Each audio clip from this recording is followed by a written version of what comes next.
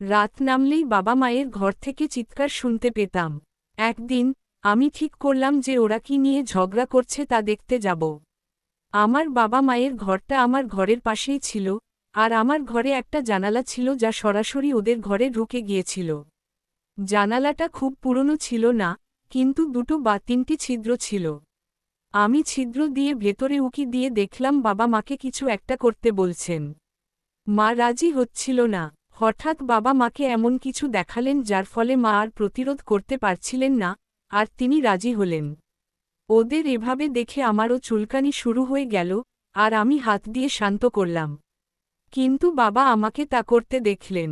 পরের দিন সুযোগ পেয়ে আমার লিঙ্গ দিয়ে চিৎকার করতে লাগলেন। আর সারা রাত ধরে। হ্যালো বন্ধুরা, আজকের রোমাঞ্চকর গল্পে স্বাগতম। আমার নাম নিশা, আর আমি মুম্বাইতে থাকি। মুম্বাইতে আমাদের একটি বিলাসবহুল বাড়ি আছে, যেখানে আমি আমার বাবা মা এবং দাদা দাদির সাথে থাকি। আমি আমার বাবা মায়ের একমাত্র সন্তান। তাই আমাকে খুব যত্ন সহকারে লালন পালন করা হয়েছে। আমার বাবা মা ছোটবেলা থেকেই আমার বৈধ এবং অবৈধ সব দাবি পূরণ করেছেন। এই কারণেই তুমি আমাকে তাদের নষ্ট সন্তান বলতে পারো। আমার বয়স 16 বছর, কিন্তু আমার শরীর দেখে কেউ বিশ্বাস করবে না যে আমি এত ছোট। আমার শরীর এখন 25 বছর বয়সের মতো হয়ে গেছে, আর আমিই এর কারণ। আমি দেরি রাতের পার্টিতে অভ্যস্ত, আর সেই কারণেই আমি 15 বছর বয়স থেকেই সেগুলো উপভোগ করতে পেরেছি। যেমনটা আমি আগেই বলেছি, আমার বাড়িটা খুবই বিলাসবহুল, 5-6টা কক্ষ বিশিষ্ট। আমার বাবা মা এক ঘরে থাকেন। আমার দাদা দাদি অন্য ঘরে থাকেন। তারা এখন অনেক বৃদ্ধ, তাই তারা বেশিরভাগ সময় তাদের ঘরে কাটান। আমি তৃতীয় ঘরে থাকি, এবং সবচেয়ে সুন্দর ঘরে। অন্য ঘরগুলো হয় খালি থাকে অথবা অতিথিরা যখনই আসেন তাদের জন্য প্রস্তুত থাকে। এখন যদি আমি আমার বাবা মায়ের কথা বলি, আমার বাবার বয়স 40 বছর, আর আমার মা 35 বছর। তারা দুজনেই অল্প বয়সে বিয়ে করেছেন, তাই তারা দুজনেই বেশ তরুণ দেখায়। আমার বাবা একজন বিশিষ্ট ব্যবসায়ী যিনি তার বেশিরভাগ সময় কাজ করে কাটান। আমার মা খুবই তরুণ এবং সুন্দরী, কিন্তু তার চিন্তাভাবনা সেকেলে। তার বেশিরভাগ সময়ই ঘরের কাজকর্ম এবং শ্বশুরবাড়ির দেখাশোনা করেই কেটে যায়। আমার বাবা মায়ের সম্পর্ক সম্পর্কে আমি যা বুঝতে পেরেছি তা থেকে একটা জিনিস স্পষ্ট: আমার মা আমার বাবাকে যথেষ্ট সময় দেন না। তিনি তার সব চাহিদা পূরণ করতে পারেন না, এবং এই কারণেই তারা প্রায়শই ঝগড়া করে। একদিন রাতের খাবারের পর আমরা সবাই ঘুমাতে যেতাম, হঠাৎ আমার বাবা মায়ের ঘর থেকে ঝগড়ার শব্দ শুনতে পেলাম।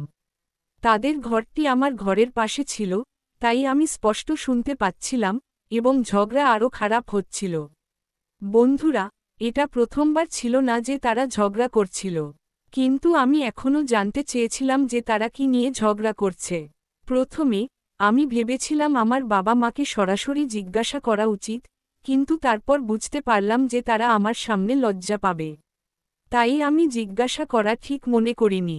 কিন্তু কারণটি খুঁজে বের করার ইচ্ছা আরও তীব্র হয়ে ওঠে, এবং যখন আমি আর সহ্য করতে পারছিলাম না, তখন আমি উঠে দেখার চেষ্টা করি। আমার ঘরে একটি জানালা ছিল যা আমার বাবা মায়ের ঘরে খোলা ছিল। এটা খুব একটা পুরনো ছিল না, কিন্তু এর ভেতরে একটা ছিদ্র ছিল। আমি সেই ছিদ্র দিয়ে তাদের ঘরের ভেতরে তাকানোর চেষ্টা করলাম। প্রথমে আমি কিছুই দেখতে পেলাম না। তারপর আলো নিভিয়ে জানালার সিলের দিকে তাকালাম। ভেতরের দৃশ্য আমার সারা শরীরে একটা ধাক্কা দিল। আমি আগে কখনো ওদের এভাবে দেখিনি। বাবা আমার মাকে কিছু করার জন্য অনুরোধ করছিলেন, কিন্তু তিনি অস্বীকার করছিলেন।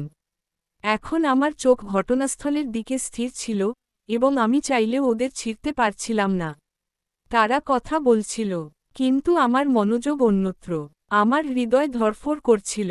কিছুক্ষণ পর বাবা আমার মাকে এমন কিছু দেখালেন যা প্রথমে তাকে রেগে গেল, তারপর লজ্জায় সে তার দৃষ্টি নামিয়ে নিল। এখন মনে হচ্ছিল সে কিছু অনুভব করছে, এবং সে আমার বাবাকে আসতে ইশারা করল। তারপর আমার বাবা এবং মা কিছুক্ষণ স্বামী স্ত্রী হিসেবে বসবাস করতে থাকলেন। প্রায় 1-2 ঘন্টা পর মা নিজেকে সামলে নিলেন, আলো নিভিয়ে দিলেন এবং বিছানায় গেলেন। তাদের ঘর এখন সম্পূর্ণ অন্ধকার, তাই আমি কিছুই দেখতে পাচ্ছিলাম না। তাই আমি বিছানায় গিয়ে শুয়ে পড়লাম। এত কিছুর পরও আমি ঘুমাতে পারছিলাম না। কিছুক্ষণ আগে যা দেখেছি তা আমার চোখের সামনে ভেসে উঠছিল। আমি চাইতাম আমার যদি এমন কেউ থাকত যে আমাকে তার ভালোবাসা এভাবেই ডুবিয়ে রাখত। এই সব ভাবতে ভাবতে আমার চুলকানি শুরু হয়ে গেল। তারপর প্রথমবারের মতো আমি আমার হাত ব্যবহার করতে শুরু করলাম, কারণ সেই সময় আমি কাউকে হাত আঁচড়াতে পেলাম না। কিন্তু সেই মুহূর্তে আমার মনে হলো যেন কেউ আমাকে দেখছে। আমি এতে খুব একটা মনোযোগ দিলাম না। আমি আধ ঘন্টা ধরে হাত আঁচড়ালাম, পুরনো গল্পগুলো ভাবছিলাম। যখন আমি ক্লান্ত হয়ে পড়েছিলাম, তখন আমি প্যান্ট ছাড়াই ঘুমাতে গেলাম। পরের দিন সকালে মা ডাকলেন, নিশা, ঘুম থেকে ওঠো। সকাল 7টা বাজে। আজ কলেজে যেতে হবে না? ওর গলা শুনে হঠাৎ আমার চোখ খুলে গেল, আর আমি তৎক্ষণাৎ উঠে বাথরুমে গেলাম। তারপর একই দৃশ্য চোখের সামনে ভেসে উঠল। শুধু এই ভেবে যে আমার চুলকানি হবে। এবার চুলকানি কমাতে আমি হ্যান্ড শাওয়ার ব্যবহার করলাম, এবং তারপর আমার ভালো লাগল।